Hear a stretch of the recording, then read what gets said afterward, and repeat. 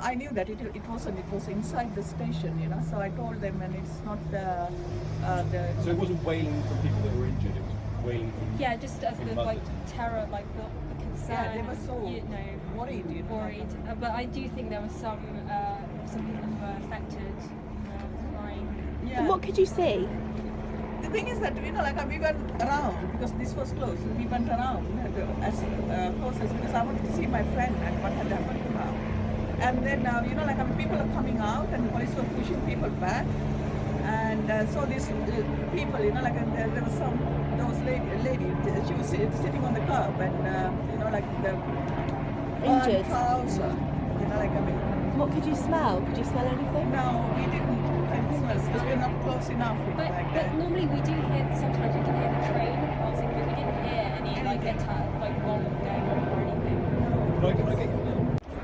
So Debbie, what happened? My friend Princess, she came and banged on my door and said about her foot. Obviously she couldn't walk, so I've brought her in. I've come out here and put the news on. I saw 3 girls sitting on the wall opposite where I live. Yeah, were they crying? And yeah, one of them was really crying, and she had all ladders in her tights and everything. There was 3 of them, one Yasmin, one Blaze, and I can't remember the other one's name, Katie. And what happened? So I just said to them, girls, are you okay? And they said, well, not really. I said, would you like a cup of can I make you tea or coffee, or do you need to charge your phone? And they said, yes, please. So they came round. So you opened up your home.